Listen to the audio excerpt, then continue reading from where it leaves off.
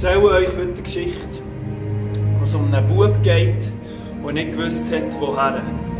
Es hat alles angefangen, als er noch klein war. Hat er nicht gewusst, ob er Fußballer werden will oder Unihockey-Profi.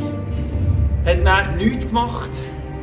Nachher, als er in die 7. Klasse war, hat er gedacht, er soll Schachtprofi werden oder intellektueller